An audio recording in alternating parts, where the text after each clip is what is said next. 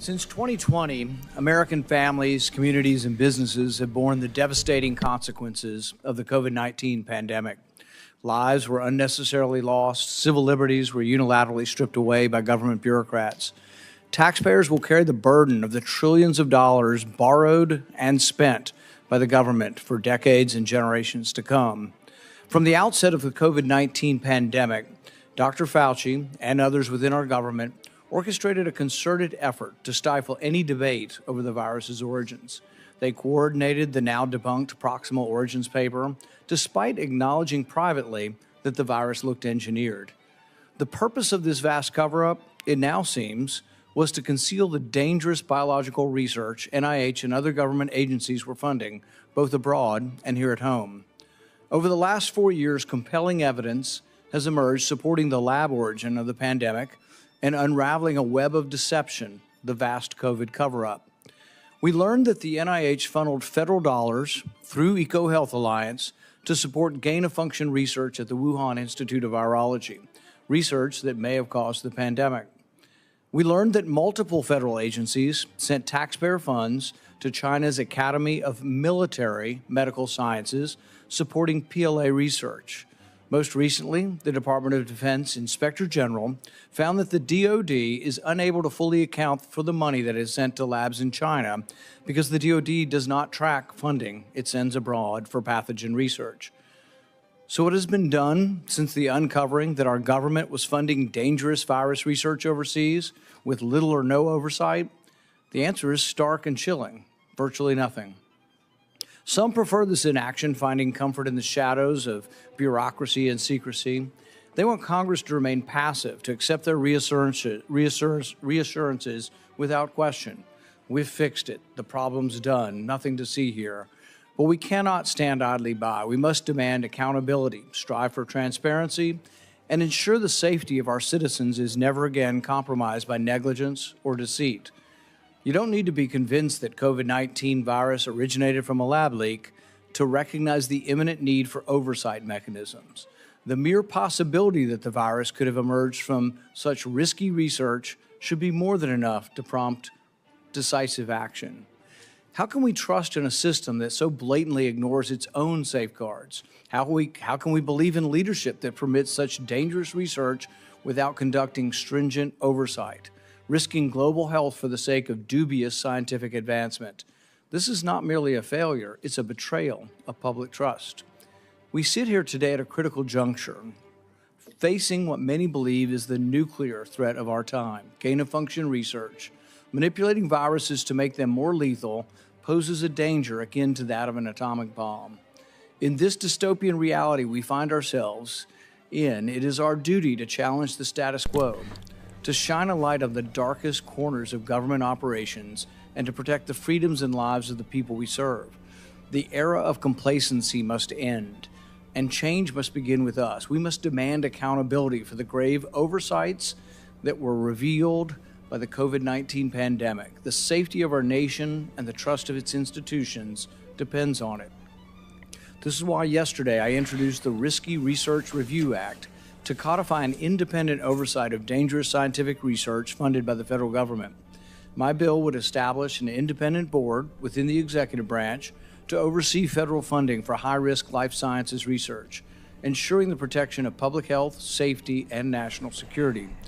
The board would be comprised of non-government, scientific, and national security experts who would have the responsibility of reviewing and approving high-risk life sciences research proposals prior to the release of federal funds.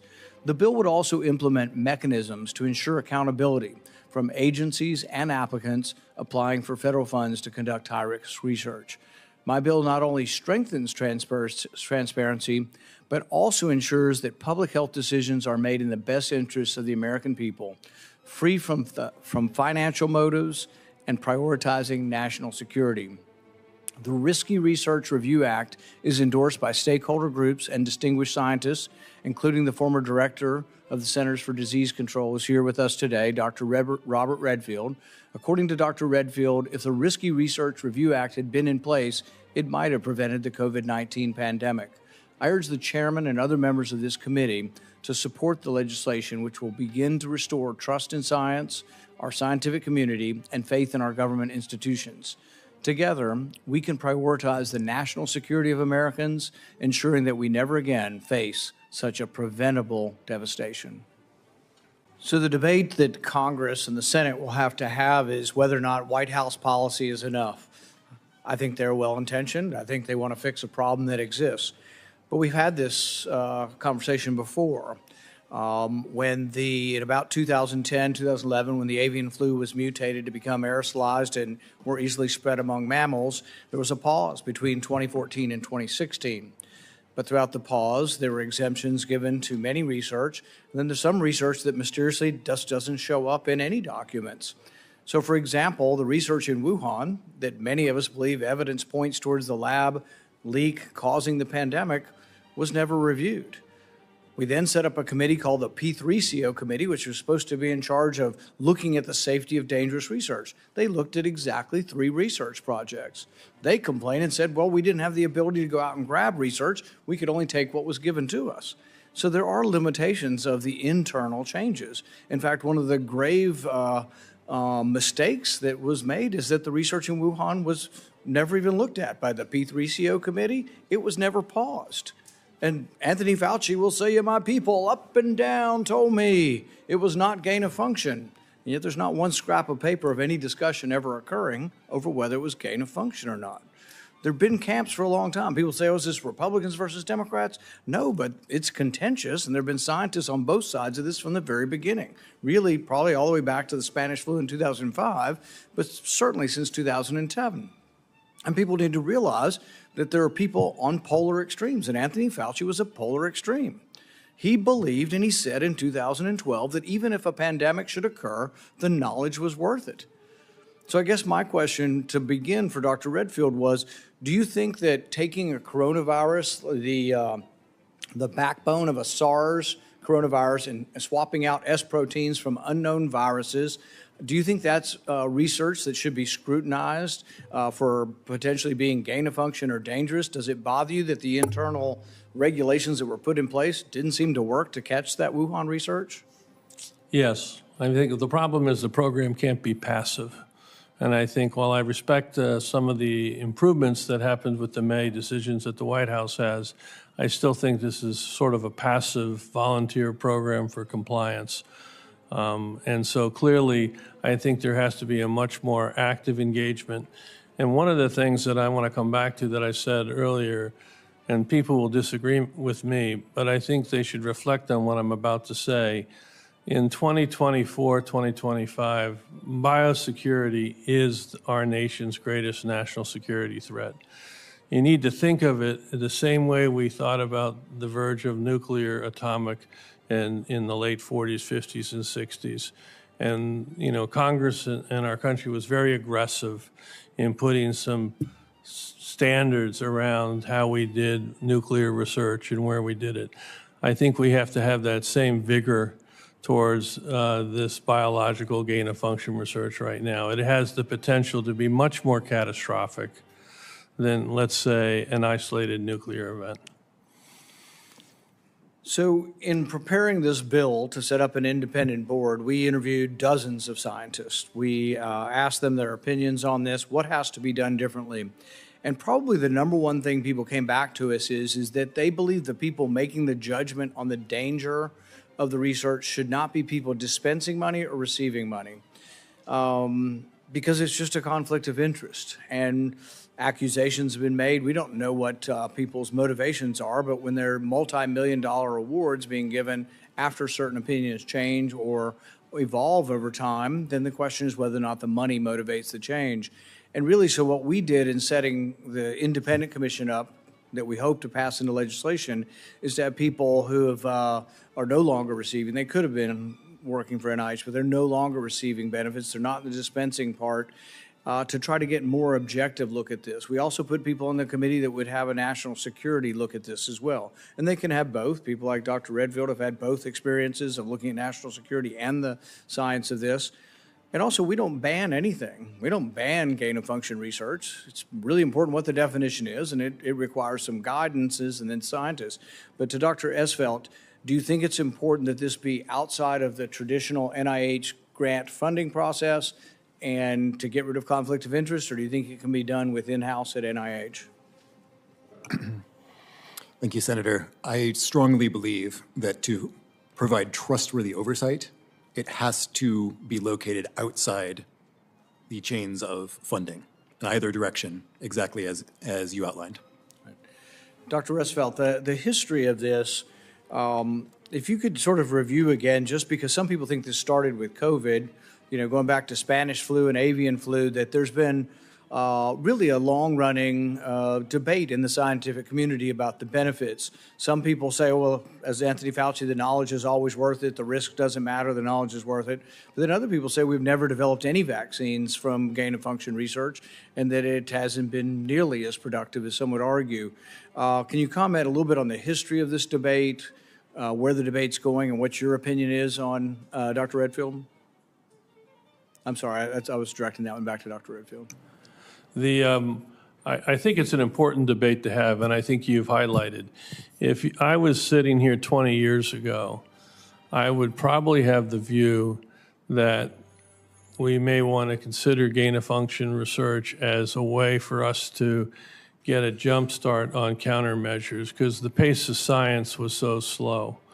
I know when I became CDC director, I was very concerned about a bird flu pandemic, and historically, if that occurred, it would likely take several years before we would have a vaccine or countermeasure. And so really for the first couple of years, it would just be a body count. But I will say the pace of science today is such that, and we saw it obviously with the COVID pandemic and the rapid development of the COVID vaccines, is such that we can really develop countermeasures really in weeks and months now. So I'm not of the view that we get such a jump start with gain-of-function research. And I do think there has to be a very aggressive debate of whether there's any benefit from that research. I think you are right. I'm not aware of any advanced therapeutic or vaccine that has come to pass because of gain-of-function research. So I'm still reticent. I do want to have a vigorous public debate about its benefit, and if it's determined that it has benefit, and I want society to be involved in that debate, not just scientists, then how do we do it in a safe, responsible, and effective way that protects our national security, which I do believe it has to be highly regulated. Thank you. Dr. Wolonets, during your tenure of working for Francis Collins, he sent an email to Anthony Fauci, and in the email he said that he directed Anthony Fauci to orchestrate a takedown of Drs. Koldorf and Bhattacharya. Were you aware of that email at the time? I don't specifically recall it. Okay. I want to remind the panel that you all continue to be under oath, and it is a crime to lie to Congress. Were you directed by Francis Collins to participate in a takedown, malignment, disparagement of either Drs. Koldorf or Bhattacharya? No. Did you plant any articles or discuss with anyone in the media articles that disparaged Dr. Koldorf or Bhattacharya or their positions? No. In Dr. Fauci's response to this email, he responds by saying, don't worry, this is a paraphrase, don't worry, Dr. Collins, I'm on it. I got a story planted in Wired and I think another lay publication, but he was actively doing Dr. Collins' bidding. So I am surprised that as the Chief of Staff, you had no awareness of that there was a policy of taking down these scientists. Dr. Parker, you've had long distinguished careers. Have you ever directed any of your employees to take down fellow scientists who you disagreed with? No. Dr. Redfield, you've had a long and distinguished career. Have you ever directed any of your employees to take down scientists who you had a disagreement with? No. Dr. Esvelt, same question. No. Dr. Wolonets, did you attend the gain-of-function dual-use research of concern meetings during your tenure in government? Yes. Were you considered to be a member? A member of what specifically, I don't know. Senator? Is there a group called that? Is it a meeting? Who gets to go? Were you?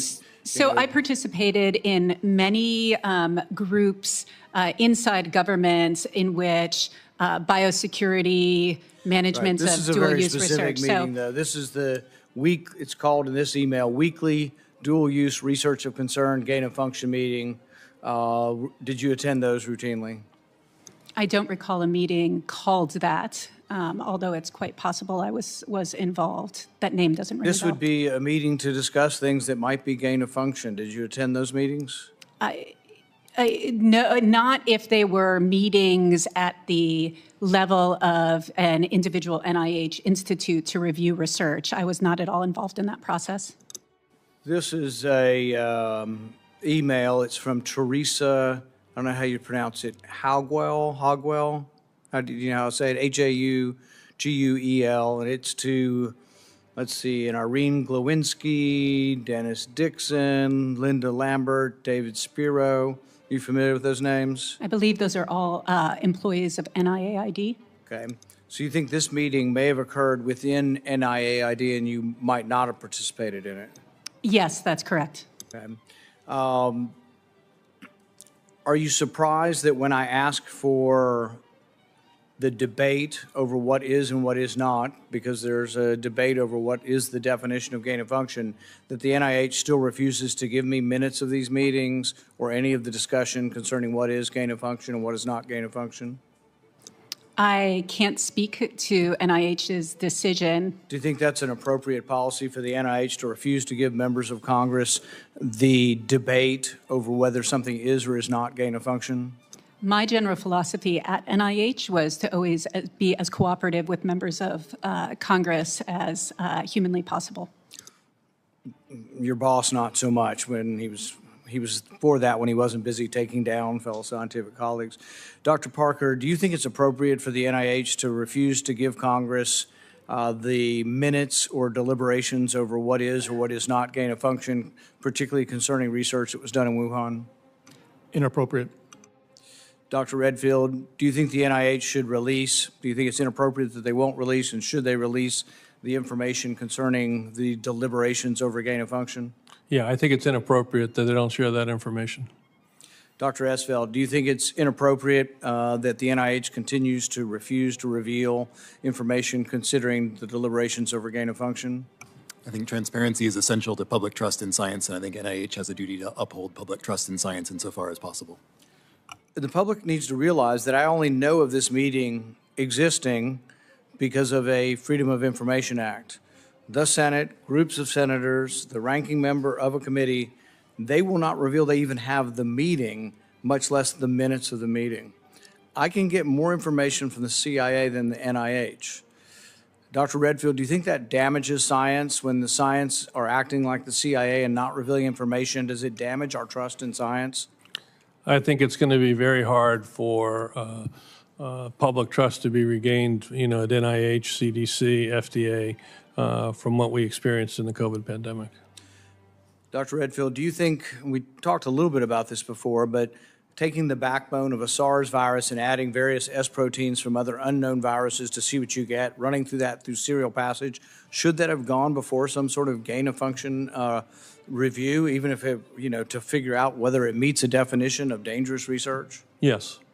One of Anthony Fauci's responses has been, well, they're two animal viruses and we don't know that they will infect humans. But by the time you combine them, the test they do is they actually test them to see if they infect human cells after they're done manipulating them. So their goal really is to see, hey guys, do you think we can make it more infectious? And yet they say, and they hide behind definitions of, well, we didn't know in advance. And this becomes the problem. And look, I come from a scientific background. I'm aware of CRISPR technology, not enough to do it, but aware of the great benefits of science. I'm aware of creating bacteria that make insulin. Not against any of those kind of things. But I do want scientists like yourselves to be on some sort of committee to overlook this. But I get the feeling that over and over again, this has been hidden and been in-house. There was actually, and I'm trying to remember if it's the same board that you led, Dr. Parker, but it's the NAA, remind me the acronym for your board? NSABB. And you're still ahead of it. I'm still a member of the committee, but any of my comments today are not reflective. They're on my And I won't put you on the spot on this, but there's a story from like 4, 8, 10 years ago of like a whole bunch of people being fired by Dr. Fauci because they disagreed with his opinion on gain of function. And so that it's just another indication that we can't have this all within house and it's like, oh, no big deal. There really has to be some independent people outside of government to look at that. And that's what I emphasize over and over is that we have to get to some sort of independent board here. Dr. Wolanich, you were a member of the PC 3.0 committee, correct? That's correct. Who were the other members? I don't recall all of them off the top of my head. There were about a dozen. I know there were representatives from ASPR, from the communications, Bill Hall at HHS. It's been a while. Are you aware that they were also refusing to give us the names? I think the names have been published by the COVID committee. They've been refusing to give the names of the people on the COVID committee. I mean, on the. As a member of the committee, previous member of the committee, I have no objection to the names being released. But you can see the problem. So you set up an oversight committee, but the oversight committee never saw the Wuhan research. Should the Wuhan research, taking a SARS backbone and putting a new S protein on it and running it through human cells to see if it infects, and then it turns out it did, and then we say, oh, it's only 1,000 times more, and we'll give you more leeway to do it, et cetera, all the stuff that happened with EcoHealth. In retrospect, should that have gone before the P3CO committee? So, Senator Paul, I think one of the things I've learned in engaging this, particularly as a non-virologist myself, although I'm a scientist, I don't know that much about virology, is that it's really important to have expertise to be able to evaluate that benefit and risk and talk about whether or not it meets the scopes of these policies. However, I do agree that, and I'm glad we're discussing whether or not there is an opportunity to do this better, to introduce independence earlier in the process. That's a general answer, and that's fine. But very specifically, should the research putting in a new S protein, a random S protein from a random unknown virus on a SARS backbone, creating an infectious chimera, and then deciding or looking to see if it infects human cells more, should that have gone before the P3CO committee, yes or no? I do not know enough about the research to be able to make that. That was why I was not part of the process that referred That's really disappointing, and I mean, would exclude me from considering you for any board, frankly, if you can't admit, I mean, because you're still in your mind thinking, oh, I don't want to criticize Francis Collins, or I don't want to criticize Anthony Fauci, because this is your group, you know. But in retrospect, 15 million people died. The Department of Energy have concluded it came from the lab. So is the FBI. So did the CIA until higher-ups at the CIA told them to change their opinion. But the group of scientists at the CIA, according to a whistleblower, voted 6-1. Look at what we're faced with. And people wonder about vaccine hesitancy or hesitancy of science. If you look at the information, for example, one of the strongest circumstantial evidence that they may have done this in the lab and that the furin cleavage site may have been added is the fact that in 2018, Dr. Shi and Dr. Barrick presented something called the diffuse proposal. Are you aware of the diffuse proposal? I've read about it in the news, but I was not aware about it contemporaneously. Contemporaneously, you weren't aware of it? No, I'd never heard of it. And here's the thing. Do you know how I'm aware of it? The NIH didn't tell me. The HHS didn't tell me. No one in government told me. A colonel in the Marines who worked for DARPA told me, under the protection of the whistleblower statute. In our government, we're concerned the Chinese lied to us and that they are distrustful, which is probably true. But in our government, you know, you may not have liked the tone of the other senators, but this is what we're faced with.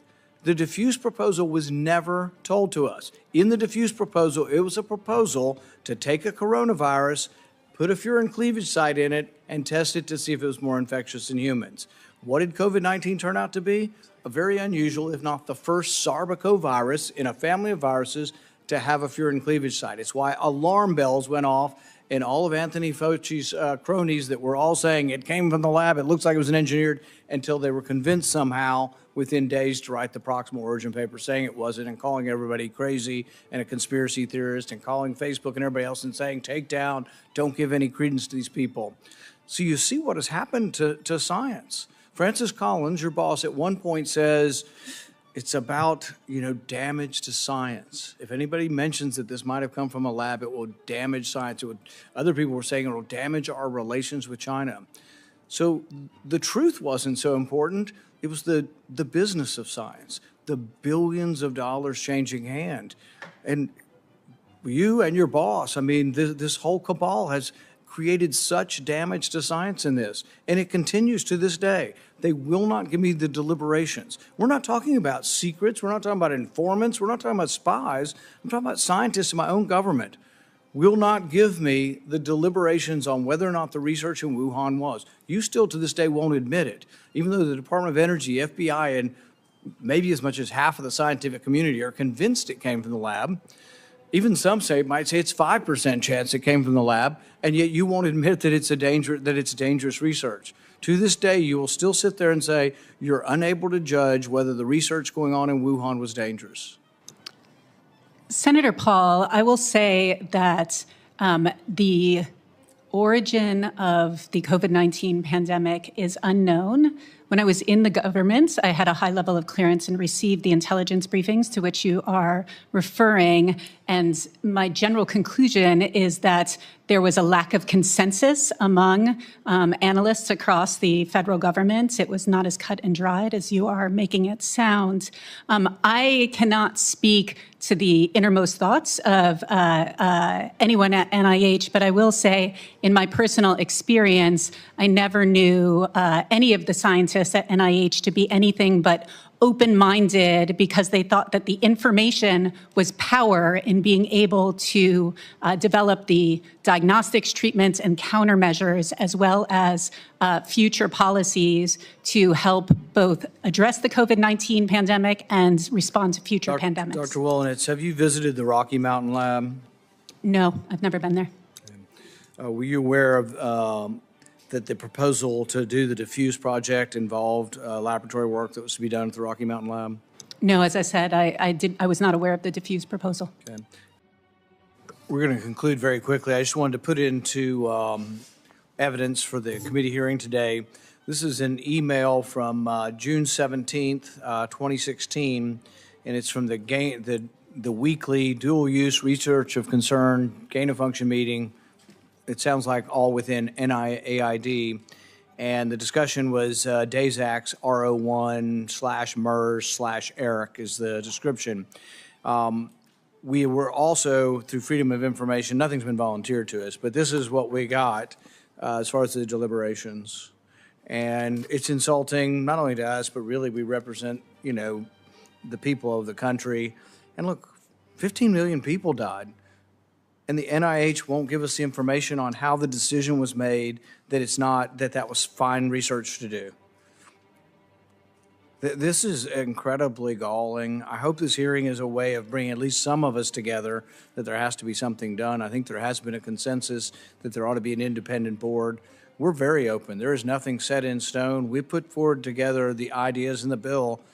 Almost every idea in the bill is from scientists. We're more than happy to hear more scientists. I want to get a result. I want an independent commission. I think it needs to be outside of NIH. And I think there's a possibility. So any scientists here or any scientists listening, we are very open to it. We don't want to exclude good research. This could be as many as 20 projects. It could be 100 projects. I don't know how many it is a year out of the tens of thousands of projects.